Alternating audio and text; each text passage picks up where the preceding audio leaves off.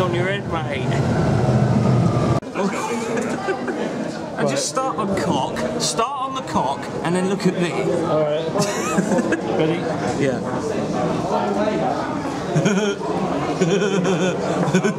There you go.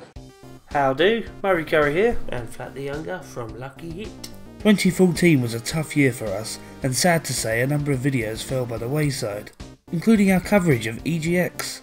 We've covered this event several years running on this channel, but on this occasion we had only one day to cover as much as we could.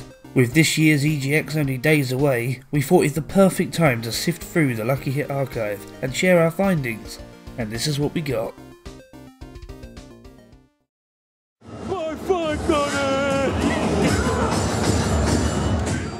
To my delight, there was a section that was dedicated to Street Fighter 4 Arcade Edition. It was fantastic to see some of the changes that they'd integrated into the original Street Fighter 4. They'd added in a lot of characters from the Alpha series and previous titles like Third Strike, which is actually probably my favourite. For me, I only had a brief go at it, but I really enjoyed playing as Dudley. He was pretty much ripped straight from Third Strike. His combos were exactly the same setup, his moves worked in the same way and had pretty much spot on frames to how they were, and it was really good.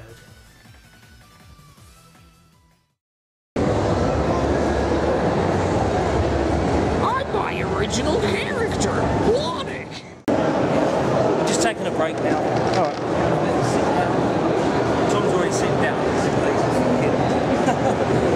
Twat.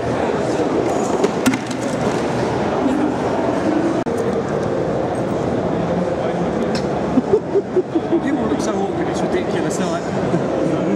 Are you okay? I don't want to laugh. One of the games we definitely did not want to miss out on was Borderlands, the pre-sequel, which was due to come out shortly after the expo was finished. The queue was insane, it just didn't move. Yeah. We were there for some time. Well, they were quite generous with how long they allowed you to actually play for. That's I know right. I managed to get quite a lot done in my time. Well, basically, the way they did the setup for the demo, it wasn't like a demo build, was it? It wasn't a separate build. The full game. It Yeah. was just, they stuck you in the middle of kind of a weird choice of a mission. It was kind of in the middle of the game. Not really, like, you didn't know where you were at that point or what was the point of the mission. That's right. I mean, there were even sections of dialogue in that mission that didn't make any sense. Yeah, because they were referring to basically things that had just happened story-wise that you obviously had no idea about. And I think that's down to the fact the game was so far into development. Yeah. So basically, It was ready to go, you know, it was finished. It was, that's right. yeah, there was no difference between what we played there and what we got when we bought the game. That's right. So what they did is they stuck us on like the second difficulty, Yeah.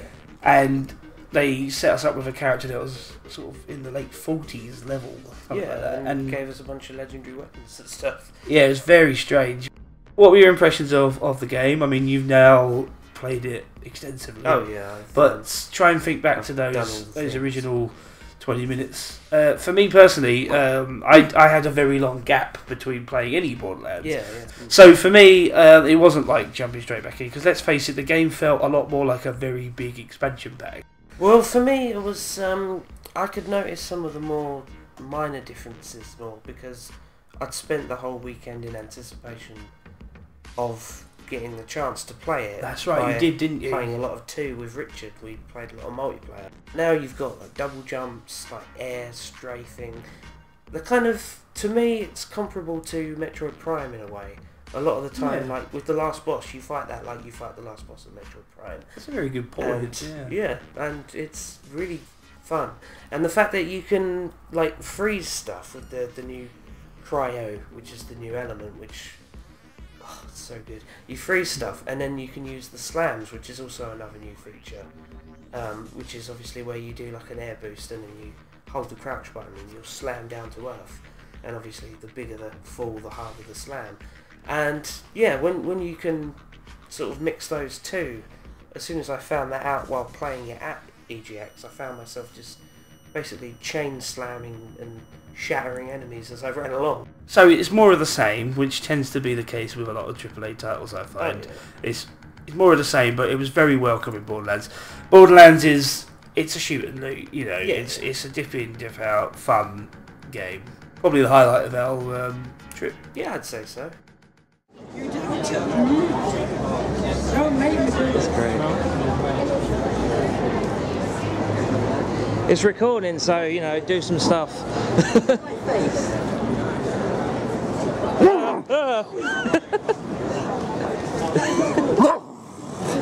Awesome, thanks. Around about halfway through the day, Rocksmith had a stage performance. Yeah. I don't know what they were thinking. There was a guy playing the guitar who I believe was from a band, but I'm not sure exactly what band. Real memorable. He was, it was amazing. What really got us was you can hear the backing track. It was Iron Maiden's The Trooper being played on I believe, the highest difficulty on Rocksmith. Yeah. And the guy playing looked like, you watched his performance, you certainly, with the backtrack playing and his performance, you honestly thought he knew what he was doing. Yeah. And I kind of did until it was actually you that you pointed it out on the screen. You said, Tom, he's missing most of this. He's missing all of it. He was literally like... miss, late, miss. Yeah, the screen was just a wash with miss. You're lucky you're not being chucked off the stage. Oh, lucky you're not in a band or anything.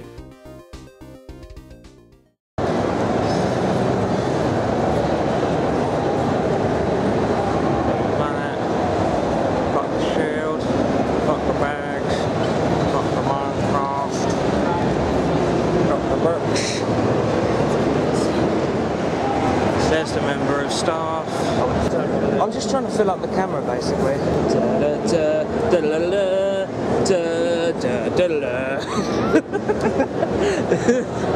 And we'll get the troll face because it's 2014. Oh. We ended up queuing for 2 of the AAA titles because we had very limited time. We didn't want to queue up for too many, and the queues for both games we did queue up were ridiculous. Yeah, just would not move. In fact, the queue for The Evil Within was ridiculous.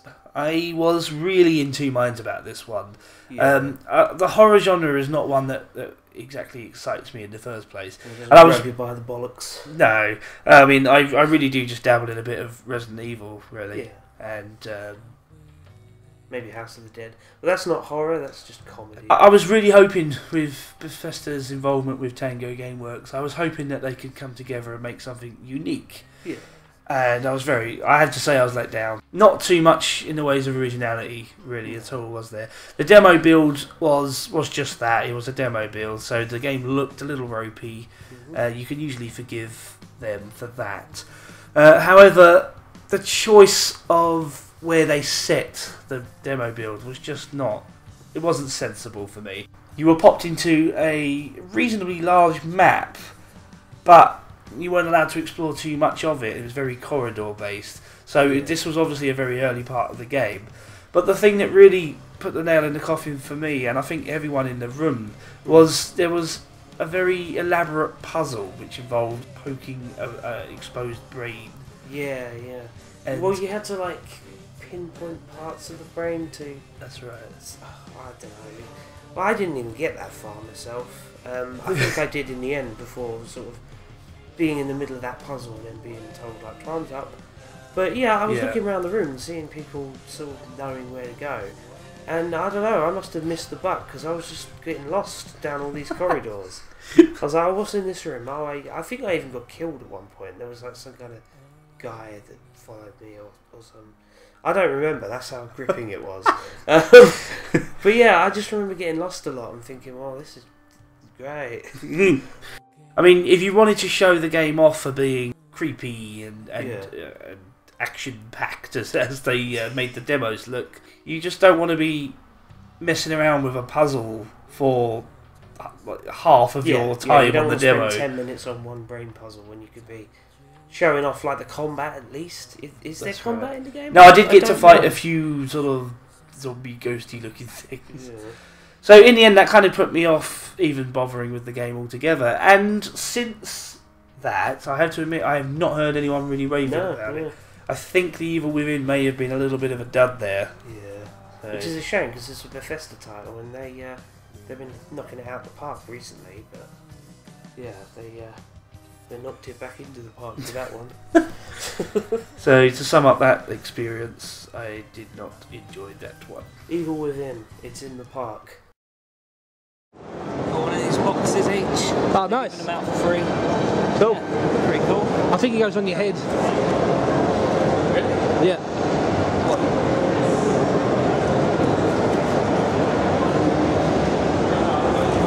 No. Apparently this is how they make I feel like a Minecraft.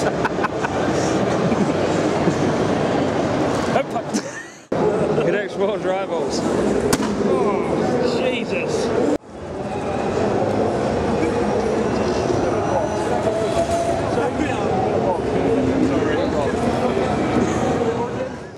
It was a real shame being an Assassin's Creed fan and not having enough time during the day to queue up for another AAA title. We really wanted to cover Assassin's Creed Unity. The line for that was ridiculous, though.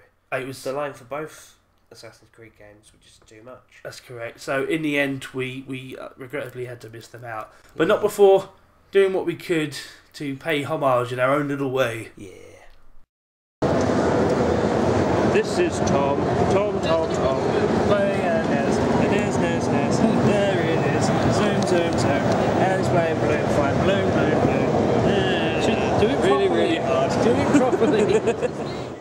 We made sure to free up some time to stop by the retro event as we do every year, and this year was a pretty good setup. Would you agree? Yeah, they had plenty of stuff.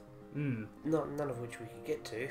But yeah, the usual contenders like Smash Bros were completely packed out. We couldn't get anywhere near that.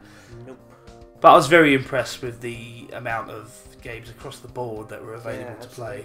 And the area was lit quite well this year as well, so we could actually see what we were doing. Yeah, imagine that. And we did manage to get our hands on the Virtual Boy, which I had to admit I never got a chance to play before. Yeah, it was a bit naff. I didn't really get to have a go long enough to develop a full-blown brain tumour, but I have to admit I only got a couple minutes out of it, but it did start to make me feel a bit dizzy. I didn't so much get the dizziness, although I've heard that people have had really bad headaches, but for me, I couldn't get used to the depth of field on it. So I was playing the tennis game, and I don't think I hit a single one. That's just because you're bad at tennis. Yeah. I think one of the biggest letdowns of the entire day, especially for Flat the Younger here, was they had Smash Bros set up. Yeah. And remember, this is before the game came out. But unfortunately, we just couldn't get anywhere near it. No, that was by far the biggest queue of the day. And not only that, but I don't think I would have wanted to, because I wouldn't have wanted to beg for it. Yeah, here's the thing. The Nintendo representatives were literally making people beg, and I do mean beg. Like, the people had to shout, and they had to say, "Oh, me," and then even if you got picked, you then had to play on their rules. Yes, you had to play by strictly what they tell you to do. So it was like everyone had to play as the Wii Fit Trainer. That was right. One of the rounds was that. The Wii Fit Trainer level and stuff. That's right. So we just thought, no, we got too much dignity to do that. Yeah, no. We're not going to beg to play.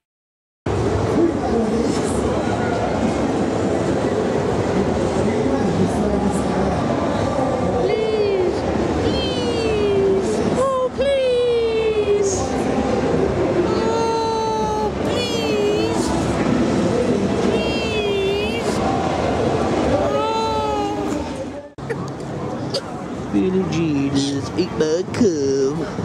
What? Billie Jean, she says she is the one.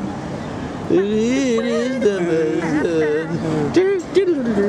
She says, hey.